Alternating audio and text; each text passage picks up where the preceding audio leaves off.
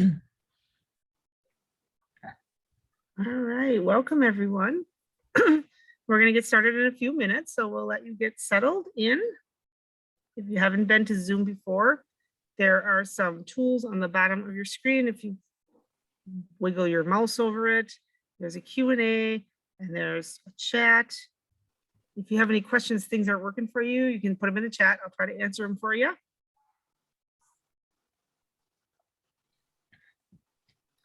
I like to take questions at the end, so you can put them in that Q&A box or the chat box. I'll find them and we'll take them at the end.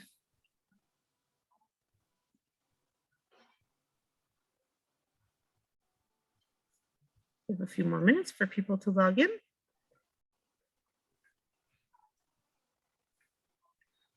This is our third Master Gardener Presents of the year, I think. January, February, March. Things are starting to get springy out there, so I think that we're going to be using these ideas quicker and quicker.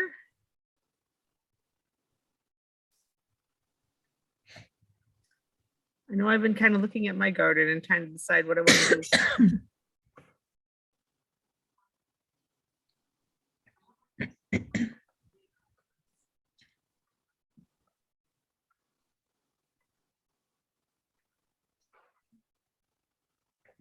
Okay, give people just another minute to get in and then we'll get started. I know we have a lot to cover.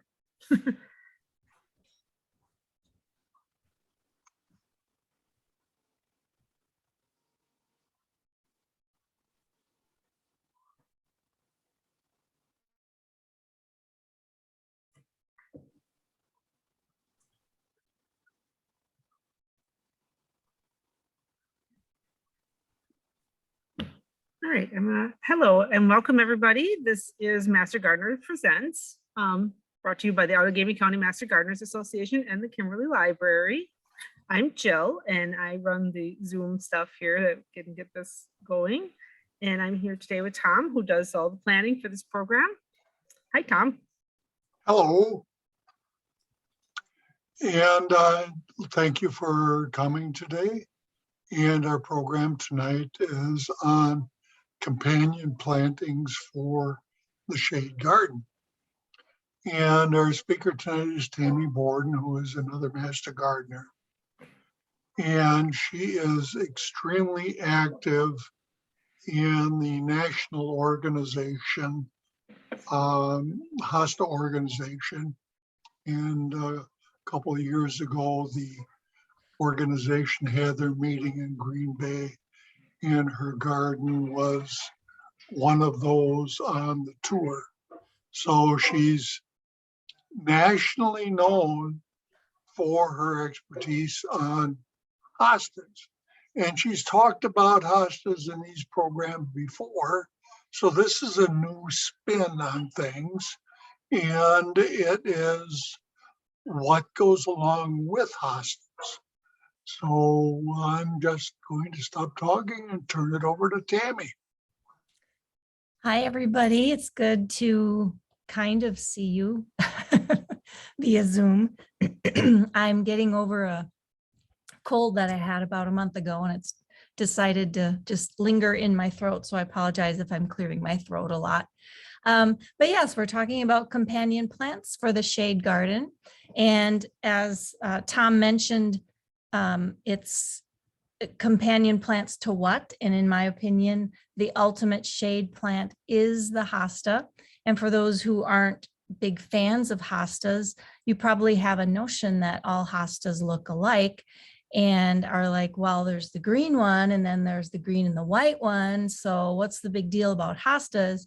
They're all the same. And then I say, hold on, for some reason, this isn't advancing. There we go. I say, yes, they're identical, which they're not. Hostas are just beautiful in the landscape, and when done properly and with the varieties that you can get, they're just amazing in the landscape and can be the showpiece of your garden, as seen here. and here as well. Now here, obviously there's some companion plants along with those hostas. And what I'm going to do today is talk mostly about perennials. I'm not covering annuals because we've got enough to go just with perennials. And I understand that I think next month, Kathy Baum's going to be talking about perennials. So you'll get your double dose of all the awesome perennials in the world. But she usually talks about a lot of the newer ones. And in here, I'm going to be covering some of the oldies and goodies and some new ones as well. So it'll be a mix. In this first slide, I really love the combination of textures. What you notice here is there's really no color in this landscape, but there's some beautiful textures going on. And the one I want to draw your attention to are the grassy type perennials that are in there. And the one on the left is a beautiful one called Japanese forest grass, and forest hints at the fact that it does grow very well in shade. So I should say as a disclaimer before we go on that when I say shade, I'm talking about part shade, maybe mostly shady, but I'm not talking deep, deep shade like under a pine tree or under a spruce tree where there's hardly any light. There is not a plant on the planet other than maybe moss that, and even that might not want to grow, that prefers truly deep shade. So all plants need some sunlight. So keep that in mind as we're going through. But this is a beautiful grass that has a beautiful form. And when planted en masse, it can be really, really beautiful. Now that particular one is a variegated variety, but there are solid greens and more solid golds, but I really like the variegation in this one. Probably the number one shade companion plant that most people think of is Heuchera. Coral bells is another name for them. And they have been going crazy with all the hybridizing and breeding of just the different colors you can get. And this is just a great example of all the different colors that you can get in Heucheras. I don't have a lot of luck growing Heucheras, but I have friends who really do. And I think for me, I think what needs to happen is they need to be pretty heavily mulched in the fall. Otherwise, you can have a lot of frost heave with coral bells because their crowns are pretty close to the surface. But here on the right-hand side, you can see all those beautiful combinations of Heucheras along the path. Really adds a pop of color. I really love the golds in the shade garden because I think they just brighten up the brighten it up. So this is a really pretty one that's come out that is more of that apricot color. And this is one that's really just, this is not photoshopped or enhanced in any way. They are making Heucheras in this brilliant purple that almost looks, it just doesn't even look real. It almost looks fake, but this is a beautiful, beautiful Heuchera. And some of the nicer nurseries and plant providers, you can find some of these really nice varieties. Some of them also have some really fun textures, like this one's got the really ruffled edges on it. This one's called Twist of Lime. And you'll notice that even the flowers are gold and lime colored. So it really adds some interest to the garden. And they've also put this one in a container, which I'm a big fan of putting perennials in containers. And as far as keeping them over the winter, all I do is let them die back in the fall and I'll stick them in my garage. And right about now, I'll start giving them a little bit of water and they'll start coming up before the ones do outside. And then you need to bring them in and out for the freeze and thaw to make sure they're not freezing once the fresh shoots come up. But try giving containers a try to put some of your perennials in, especially Heucheras and also hostas. I have about 50 to 75, I lost track, it's probably 75 hostas in containers that I haul into my garage every fall. So I'll be bringing those out once it decides to not be 12 degrees when I wake up. There's some beautiful vines that will grow in the shade. Sweet autumn clematis is probably the most well-known one that will take some shade, and it's pretty floriferous, as you can tell. That's the white mass of flowers that's on top of that fence there. And it's also it can grow really tall, like 20 feet tall. So if you're looking for a really nice, tolerant, just hardy, it can withstand almost anything. This is a classic, like from Victorian era clematis. It's been around for more than a century. This is a newer one. This one's called Hagley, and this is grown in a little bit of shade. This one's under a pergola at my house.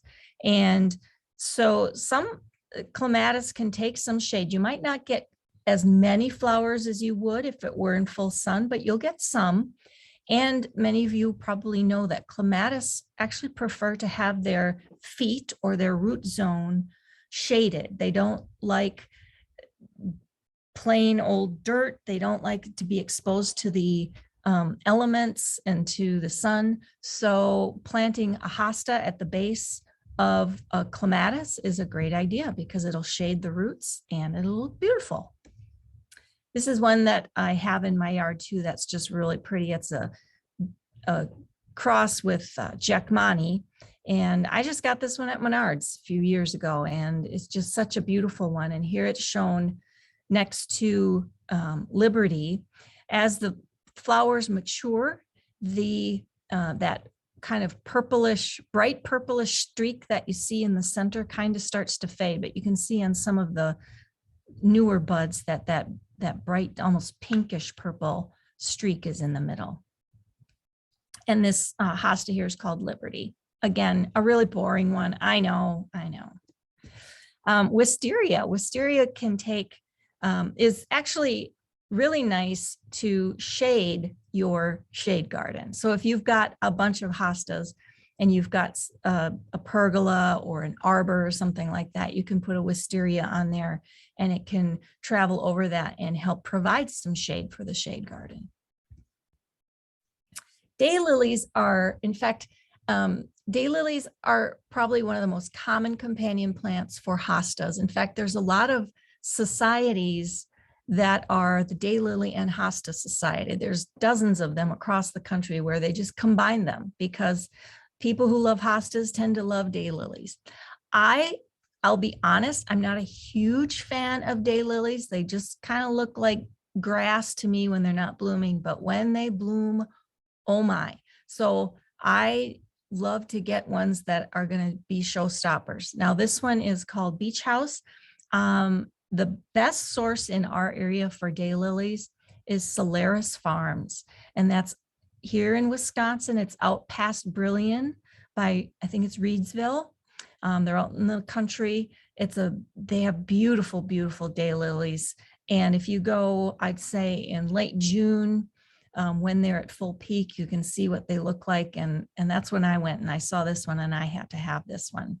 As this one, Gather at the River. I bought it both for the name, because I love that song, and also for how beautiful it is. This one is pretty readily available, and it's hard to tell from this picture, but Ruby Spider, these flowers are probably 10 inches across. They're huge. They're bigger than my head. And they're just really a showstopper. Another one that I just love the color of was Reagan Kate. And again, I got all of these except for that last one at Solaris Farms. Brunnera. This is an underappreciated classic hosta. Jack Frost is a newer variety of it, even though it's been around for at least a decade or more. But the great thing about Brunnera is that the deer pretty much will not touch it unless they're absolutely famished and starved. I've never seen a deer eat a Brunnera. It kind of has almost a sandpapery feel on the surface of its leaves. And it has the most beautiful forget-me-not looking flowers in the spring. And it comes in different leaf variegations. This one's variegata. The one before was Jack Frost. And then this is just a classic just a old timer one that's here. Pulmonaria is thrives in the shade, and it can be a little aggressive. So if you have this and you're like, oh, it's just kind of taking over, make sure that you cut off the flower stems before they go to seed, because it will reseed itself very readily. But where I planted in my garden is I have a lot of areas in my garden that have really, really dry shade, which is hard to get stuff to grow in. And Pulmonaria does very well in pretty dry shade. And the more aggressive or assertive types of plants are going to generally do better in your dry shade. And they have beautiful, beautiful purple, pink, you know, they start off pink, and some of them come in all different colors. And they also have different leaf varieties. This one is called Cotton Cool, and it would have those same pretty flowers. Another one that people are like, oh no, get it out of my garden, is Lamium, because again, it can be assertive. It's a classic perennial, but again, in a dry shade area or somewhere where you just have a hard time growing anything, give some of these a try. And the nice thing about Lamium is it pulls out pretty easily. So if you feel like it's taking over, it's pretty easy to just pull it up and get it out. But it has pretty purple flowers on it. And again, in mass, it really adds a nice light touch, especially the one with the silvery top to it. It really helps brighten up a shady spot. Another one, and I'm sharing some that here that you are probably like, oh my gosh, why is she sharing all these really aggressive ones? Again, dry shade. Many of you have issues with dry shade. Sweet woodruff is a creeping type of flower, but it's very fresh, very green. And again, I grow it in my dry shade, and it does have a very pretty fragrance to it. It's very sweet, and it blooms in early spring. Perennial geranium, there's a lot of these out there now that are available. Roxanne is a common one. This one's just plain old, this one's an old-fashioned type. And but perennial geraniums, they have a nice scent. Again, the deer don't tend to bother it. And it will spread really nicely, and it will take, you know, some drought conditions. There it is in the background, the pink one. There's some coral bells stuck in there too, but in the back you can see that geranium behind the hosta there. This is probably my favorite. This is my favorite companion plant, especially with hostas. Japanese painted fern, and I've got the Latin name there too. It's just such a pretty little fern, and it's not aggressive like most ferns. It's not like an ostrich fern where it's going to take over the world. It's very well behaved.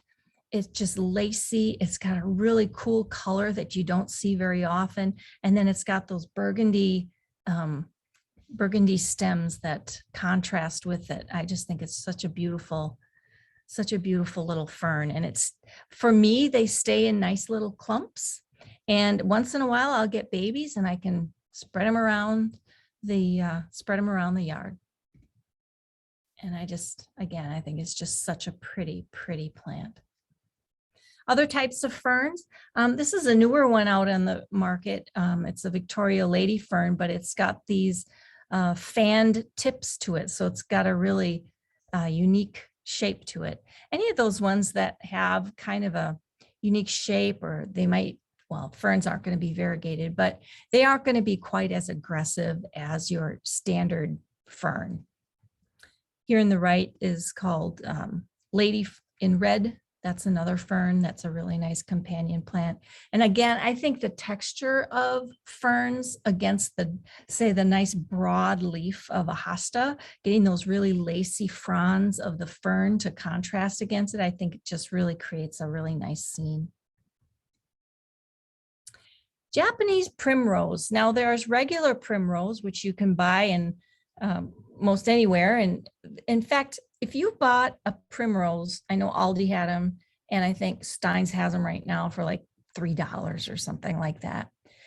When you buy them to put in the house, plant them outside. They will come back every single year. They're extremely hardy. I think they're like zone 3, but a lot of people sell them as house plants and then they kind of die off and they throw them away. Plant them outside. Chances are they'll come back. This is a little bit different type of primrose. This is called Japanese primrose, and it's got the really tall scapes, and then the flowers are on top of the scape. And here, this is Herb and Gladdy King's yard up in Green Bay. They were also on the 2019 national tour for the Hosta Society. But you can see how those beautiful primrose, they pop up above the hostas and they just add such a punch of color. And if those weren't in there, just try to imagine taking those out of this picture, how different it would be, and it just wouldn't look as pretty. Some shade plant that a lot of people don't think of is phlox. Phlox will actually grow in quite a bit of shade. And the nice thing about it is if it's not happy, just like with the hosta, you can dig it up and you can move it. But it's nice to get some pollinator plants in the shade garden. Here I've got it in between all of my hostas here. And the pollinators do love the phlox. So try to get some pollinators in there. Again, more phlox. Martagon lilies, Lilium martagon. This is Manitoba morning. They are just so pretty and so stately in the garden.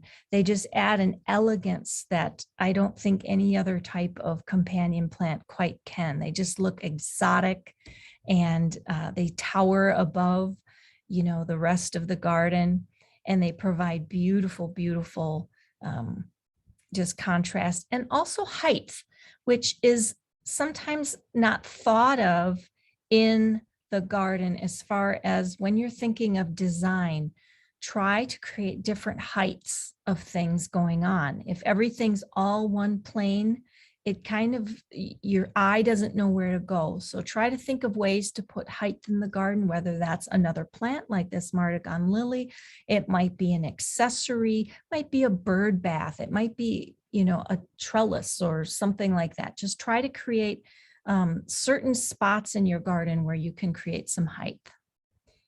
And another Martagon lily in the white. These are hard to come by, but if you can get them, they love the shade. Native yellow lady slipper. It's illegal to dig them up in the wild. I was fortunate enough to get these from a friend, but they are beautiful. You can purchase them online. I believe there's a retailer in Minnesota. So if you were to just Google native lady slipper vendor in Minnesota, I think his name would probably come up. It's not a very big operation, but he does have different types of lady slippers. One of the classic shade garden plants is this bleeding heart, Dicentra spectaculus, whatever, bleeding heart. And I think that just the delicate arching of the flowers over the garden just creates a beautiful look. It comes in white, and it also comes with this beautiful chartreuse colored foliage that really sets off the pink flowers. Again, creating some brightness in the shade garden. Again, if you want the most flowers, you want to give it at least some sun part of the day, but it can take some part shade. Another version of bleeding heart is the fern leaf bleeding heart, which is small. It stays very compact and short. It doesn't get very big, and it does reseed itself. So it can, you can find little babies all around, but I don't mind with this one because it's so pretty. Hellebore. For some people, this is already blooming in their Wisconsin gardens. This is the first flower, other than maybe snowdrops and crocus, that will bloom in the spring. And it comes in so many beautiful varieties. This is just one in particular, and it's stately, and the flowers last forever. The hellebore in my yard, like I said, I can see the blooms down there. It's not blooming yet, but I can see them coming up, and it will bloom. These blooms will hold into the end of June, even July. It's like they almost dry in the plant and they just stay there. It's like they don't fade away. It's amazing. Another variety, Ivory Prince, which is nice because the flowers are a little bit more upright. That's one thing that some people don't like about hellebores, is that the flowers kind of face down, so you can't really see them. But this particular variety, the flowers face up a little bit, and it's got such a pretty color. And that's one thing they're trying to do with hybridizing hellebores right now, is to get more upright facing flowers. Let's not forget the bulbs in spring. So you've got a shade garden that has all these deciduous trees that aren't going to have leaves, especially this year, until late April, maybe beginning of May. Plant bulbs that are early blooming. So there's different types of tulips, you know, that there are some that are late blooming, there are some that are early blooming. Get the look for early blooming types of bulbs that will bloom while there's, you know, not as many leaves on the trees, allowing them to get enough sunlight, because they need the sunlight to grow. But because the leaves aren't on the trees yet, those earlier blooming varieties have a much better chance of getting some color. I like to stick allium in between a lot of my hostas. And here, this particular photo, I did a little trick, and I'm sharing this with you. I get a cardboard box and I get some spray paint. Once they've dried and don't look so great anymore, I spray them with spray paint so that they stay nice looking, and it almost looks like a little firecracker in the garden. Because this particular photo is probably late July, I'd say. It's pretty late in the season, which alliums would be way past done by then. Goat's beard is another variety. It can get very tall. It can get 4 to 6 feet tall, but it's great for a backdrop in a shade garden. It'll take the shade, and the white plumes really add again brightness to the shade garden. And they're so frothy, and just the fronds on them are very, very frothy looking to me. And I think, again, anytime you can get different textures and colors, it really will add to the garden. A stilby is another type of real plume looking flower. It's the red one in the back there. And again, it just adds a beautiful touch, and you can get some really pretty vibrant colors. In fact, this particular one is in my garden, and I just love, love, love how it contrasts against the chartreuse. It just, you walk by and you're just like, wow. So I just love this one. The thing with the stilbies, because I didn't have a lot of luck with them for the longest time, they like a lot of water. If you want to get them to bloom and have those nice thick plumes on them, you really need to give them a good amount of water, because otherwise they just look scraggly. Monarda. A lot of people don't think of Monarda as a shade-loving plant. It will take quite a bit of shade in the wild. If you're walking down trails or anything like that, you will notice that there's a lot of the wild Monarda that's on the edge of woodlands, and it will thrive there. So give it a shot. It will take some shade. This is a shorter variety called Pardon My Pink, and it's just a really bright beautiful little Monarda. And this one's a little more well-behaved than some of the others. It will spread a little bit, but I know that some people don't like Monarda because it doesn't stay in a nice little clump. And I'm not saying that this isn't going to wander a little bit, but it certainly wasn't quite as assertive as some of the other stuff that you find yourself pulling out. And it stays nice and short too, which is nice with this one. It's probably about 18 inches tall. So it's a nice shorter variety. This is probably runner up in my favorite shade companion plants. It's called Tiarella. Foam flower is another name for it.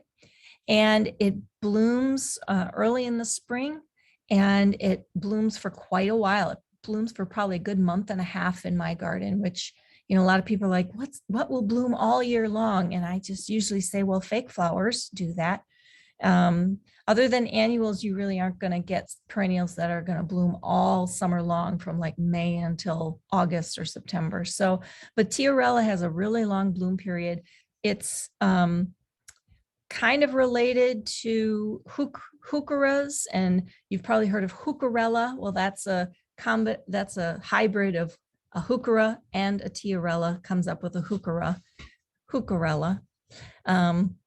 But the flowers on this are just really pretty. Aralia. Now this doesn't have flowers, but it has that bright chartreuse green, and it's super hardy. It will grow in our area, and it looks like a shrub, but it's not a shrub. It is a perennial that will die back every single year, and then it will grow really fast, and it will get to be 4 to 5 feet tall, depending on how much water. So when it's in its active growing season, if you want it to get nice and tall and bushy, you want to make sure that you water it well. Here it is in a landscape here. And then you can see it way in the back there next to the fence. That's my particular one that I have in my yard. And that's probably about 4 feet tall, 3.5 feet tall, I'd say. There it is in the background too. Again, it's so blurry in this picture because I'm focusing on the Martagon lilies, but it really provides a nice backdrop to the shade garden. Turtlehead. This is a really late blooming variety. So if you are like trying to fill in the season so that something's blooming all the time, this is one of the last blooming flowers. Blooms late September into October for me. And so it's got a nice form. It stays in a nice bush, and the leaves are nice and dark and green, and the flowers contrast nicely off of it. But here you can see there's lots of fallen leaves already on the ground around it. So it's a late bloomer, but it's a really pretty one. Woodland peony is probably in the top 3. Okay, so I keep saying it's my favorite, but this is another one that I just love. You'll have to do a little searching to find it. It's not that easy to find, even though it is an heirloom variety. It's very old, but it grows in a bit of shade. And the one thing I love about it is that this is its seed head in the fall. I grow it more for the seed head than I do for the flower, because I'll be honest, this flower is like, it's, you know, maybe it gets maybe to be 2.5 inches to 3 inches wide. It's not a very large flower. It doesn't stand out in the garden. It's fine. But come late September and October, this is what you see for the seed heads. And it's just the most alien looking thing, but it's so cool, and it stands out. You're standing back, 50 feet from the garden. You're like, what is that red flower? And you walk up, and this is what you see. It's just really, really cool. And all those little, I'm not sure if it's the black ones or the red ones, but I think it's the black ones. They'll give you babies, and then you have baby woodland peonies. This one I'm just showing because it's got some things in there that you might not think are shade plants, but again, peonies, the standard peonies on the right and way in the back, again, depending on your shade and the types of trees that you have, they can grow in some shade as long as they get sunlight early enough in the spring when they're forming their buds. So keep that in mind. You don't want them in deep shade, but they'll take some shade and will give you some flowers. Hydrangea, PG hydrangea will actually many hydrangeas will take a little bit of shade. Again, not deep shade, but they actually will do pretty well in a little bit of shade. I have PG hydrangea in the shade and it does well. Classic snowball hydrangea. This is at my friend Mary's house, and this is on the north side of her house. And so she's obviously getting some really decent flower heads on those hydrangea. You probably want to provide some support for the good old fashioned snowball hydrangea because they can get floppy, especially those big heads on those flowers. It rains or gets windy. They can get pretty heavy and drop over. So give it some support. Japanese maple. Now the one on the left is, I'm trying to remember whose house. I think that's Tom Brinkman's house actually on the left. He had this beautiful Japanese maple, the really lacy frond type of leaves. Now I have never been able to grow one in my yard because they're borderline our zone for Wisconsin, but he's got this really great little microclimate corner where it's sheltered from the wind, it's sheltered from the snow, he mulches it really well. And so he's got this little microclimate where it does grow. So if you've got a situation like that where you can protect it in the winter, you'll have a much better chance of having it make it through the winter here in Wisconsin. But if you like the shape of those leaves, if you like that, consider trying a Korean maple. A Korean maple won't have the bright burgundy leaves, but it's got the really cool form and the really cool leaf texture. And it is hardy to zone 3. So we can grow it really easily here in Wisconsin. One of the ones that has the red leaves that does pretty well here in Wisconsin is the variety called Bloodgood. And so these are pretty readily available. I got one at Home Depot.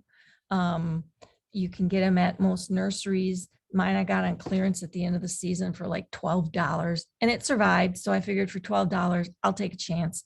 And so far I'm going on year 3 and it's not dead yet. So I feel pretty good about that. Another type of small tree shrub is pagoda dogwoods. Now there's regular dogwoods. Most dogwoods will, at least the pagoda dogwoods, will do well in some shade. Now this has quite a bit of shade here and it's doing well. And I love this Golden Shadows variety. There's also just a plain green leaf variety, which is very nice also. But what I love about it is the tiered effect. It almost has a Japanese garden look to it because it has those layers of growth.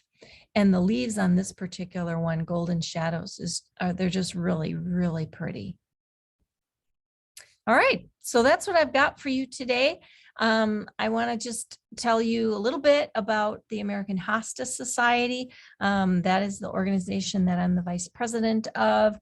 We are working on a brand new website. So if you go to this website and you're like, give us a chance and check back maybe in a month or 2, and we will have a new website for you to see. There's also a very active American Hosta Society Facebook page. Just look up American Hosta Society and you'll be able to find that.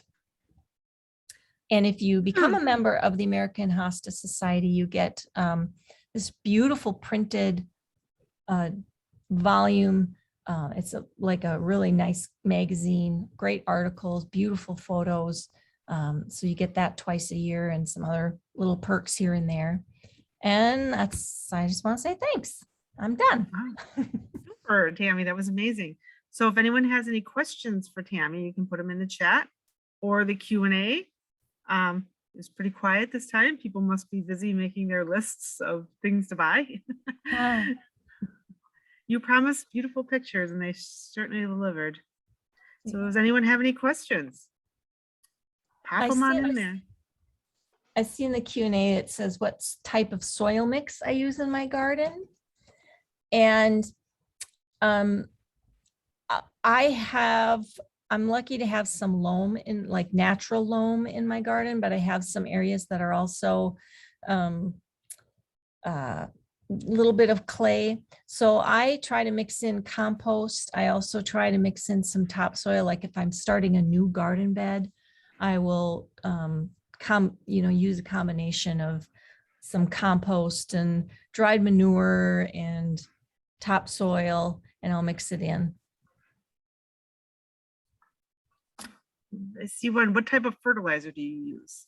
Fertilizer, I sprinkle Milorganite around my plants, which is a fertilizer, but it also helps deter the deer, which is a nice thing. So, I'll just go in as the plants are starting to come up. I will go around and just sprinkle a handful around the crown of the plants.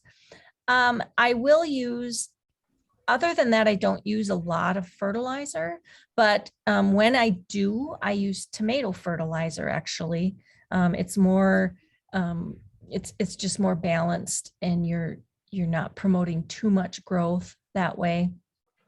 And especially in my containerized hostas, I do need to fertilize those usually 2 or 3 times a year, as you would with any containerized plant.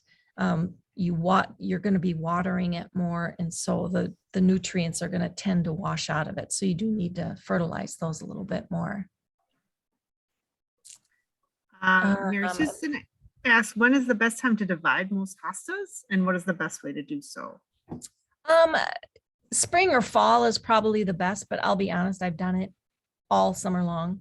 I don't think that as long as it's not like 90 degrees out, it's best to do it on a cool day, and, to keep it well watered. You can pretty much divide hostas most any time. And the best way to do it, there's debate on that. Some people are like, oh, dig the whole thing up and then, divide it and then replant it. That's too much work for me. I just get a really sharp spade and I will cut off the chunk that I want, and I'll replant it and then fill in the hole. So, Well, one trick that I've come across that works well with hostas and daylilies is a tool called a sawzall. mhm. And you put a demolition blade in it, 12-inch demolition blade, and it takes all the work out of it. Yeah. You use a power tool, and yeah, it's a macho thing to do. Yeah. You've used that, Tammy? I haven't. No. Oh, it's really a good tool. Works great on peonies too. Yeah, I know my friend Audrey uses the Sawzall to divide her hostas. So Vicky wants to know if you have any problems with slugs. I do. Yeah. That's a tough one.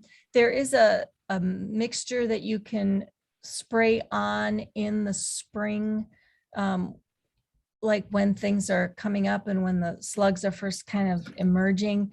I think it's 1 part ammonia to 1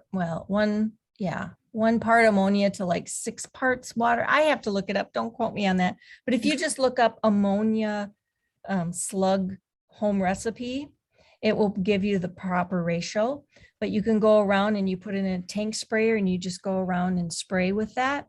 And I've had people say that it does wonders, and it also helps their plants grow really well, because just that light amount of ammonia actually is almost like acts like a fertilizer almost. It's a good nitrogen source. Right. Someone else is asking about the Milorganite, and I know you mentioned that you use it. Do you want to kind of rehash how you use it and maybe what it is? Well, Milorganite is just, you can buy it at Stein's. I think Menards has it. It's just a giant bag of like these gray pellets. I think it's made in Milwaukee, and it is it's considered an organic fertilizer. It's actually, I don't know how it's organic, but it's apparently recycled sewage waste or something like that. And I just go around, I put it in a bucket, and with I take a scoop and I just sprinkle it. I just sprinkle it around the garden. That's how I've done it. I use it on my lawn. Yep, a lot of people use it for lawn fertilizer. Yep, it's very good. Darlene wants to know what kind of pest eats the holes in the hosta leaves and how do you prevent that? It's most likely slugs. Yeah, it's most likely slugs. And I mentioned that. Look up the ammonia home recipe for slugs, and that should give you the proper ratio. I should have that in my head, but I don't. There's some questions in the Q&A too. Donald says, my hostas are in sandy soil and are there additives I should use for the soil? I grow them along a line of pines. What companion plants do well with pines? Well, pines have very shallow root systems, and so it's very difficult to get stuff to grow. You really have to add a lot of organic matter and water, a lot. So you're going to want to add a lot of compost, and you know, some of the plants that I mentioned earlier that are a little more assertive might be better to try, because that's going to be very dry soil. So you might want to try some of the Pulmonaria that I mentioned, the lungwort, you know, some of those ones that are a little more assertive. Let's see here. Any suggestions for interest through the winter? Well, in the shade garden, it's not quite as easy because you can't necessarily grow like, say, a Carl Forster grass or, you know, something that really stands up. So I have some like garden accessories that I keep up in the winter, you know, bird houses, and I've got some, you know, I even have like a wrought iron thing that I keep out in the garden just to create some interest. And then also think about some of the shrubs that you might be able to add that might be able to create some height and interest in the winter as well. Someone's asking about container hostas in containers. Do you have container sizing tips for hostas?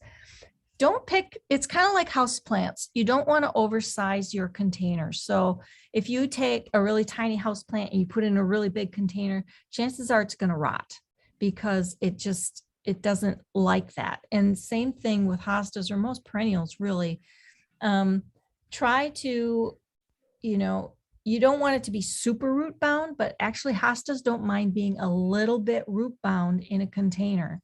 So try to keep the container just a little bit larger than what your root ball is on your hosta. Okay. I can't see the Q&A, so I'm going to trust you. Oh. You can see. I don't know why. Well, let me see here because I'm trying to get it to. Oh, there's more. Hold on.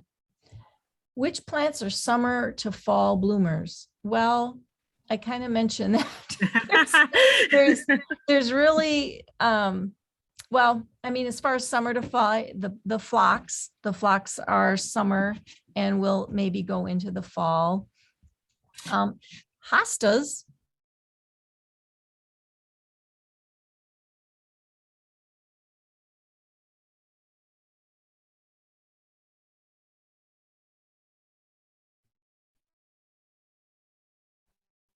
Blooming head, that's in the fall. What do I use for slugs? We kind of talked about that. What about rabbits? Okay, so rabbits and deer I'm surprised that question didn't come up sooner.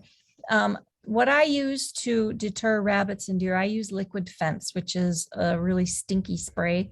And I put it in a tank sprayer and I go around, and especially early in the spring, you want to start just when your hosta pips start coming out of the ground. You want to go around and spray them.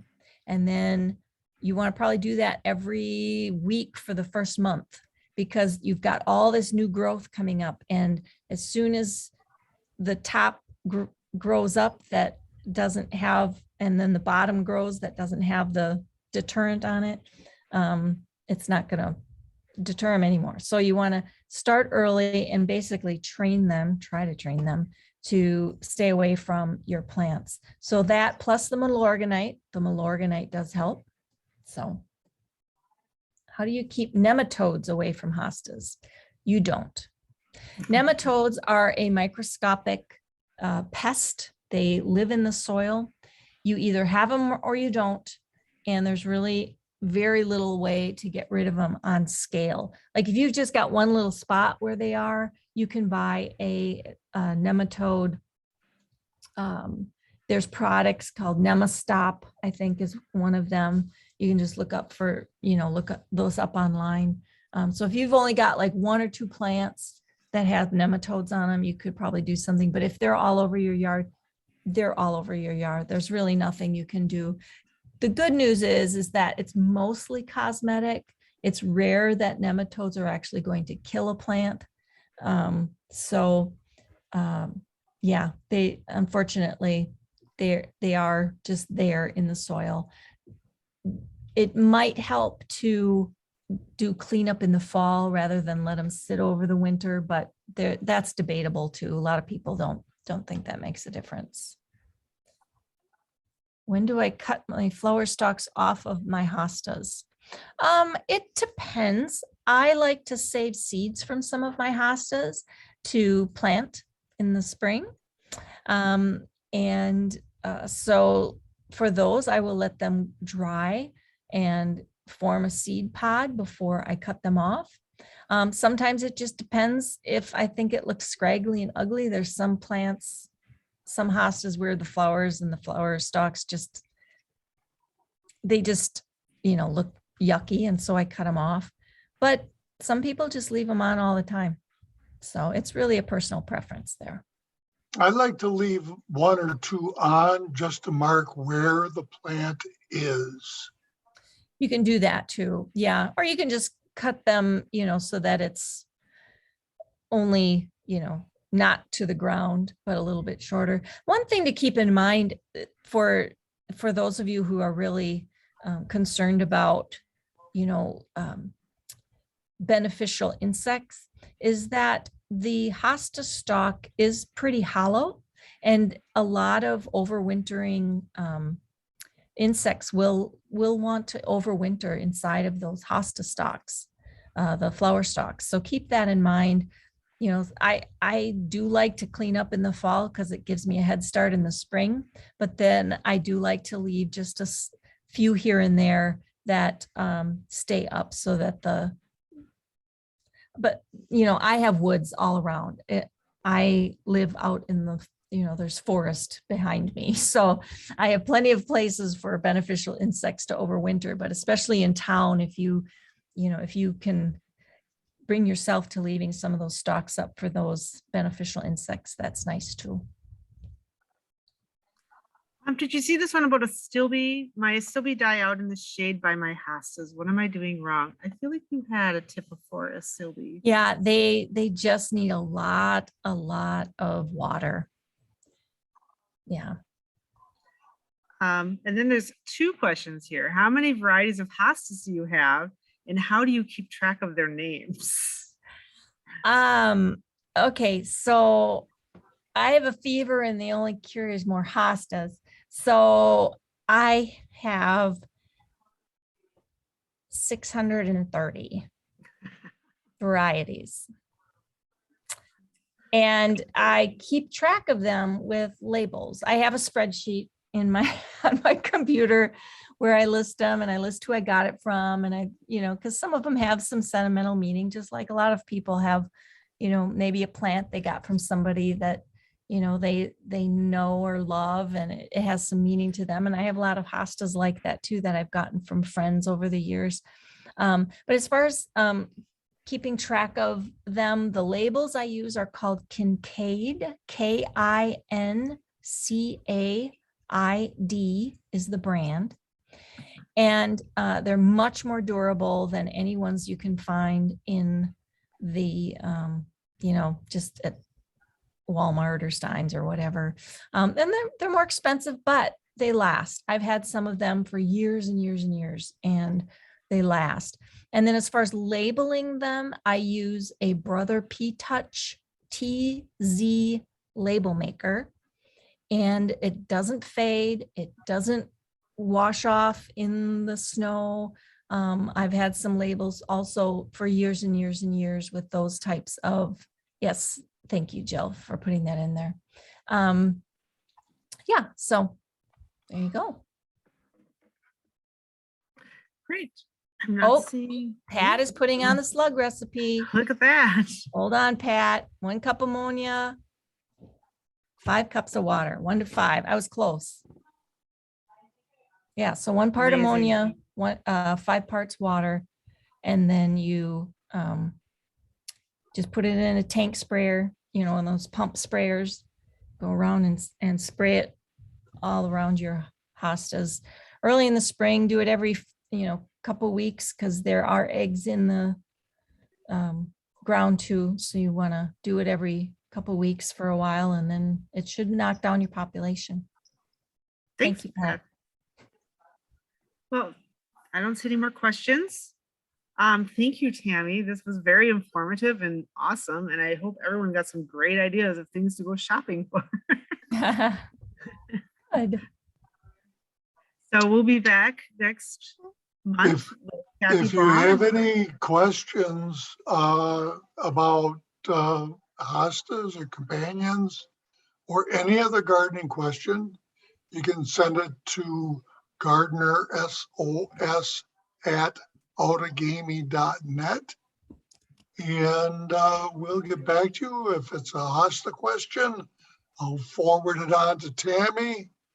Otherwise, we'll search through our master gardeners to find an answer for you. I see Donald asked a quick question. Do I remove the foliage after the season? I do. Some years I don't. And so there, a lot of people are back and forth on that. There's no clear cut answer to that. It's really your personal preference. Great. Well, thank you everyone for coming, and thank you Tammy and Tom for bringing this great presentation to all of us, so that we could all learn something and get excited for the growing season. Thank you. Thank you. I'm going to end this session. Bye. Bye.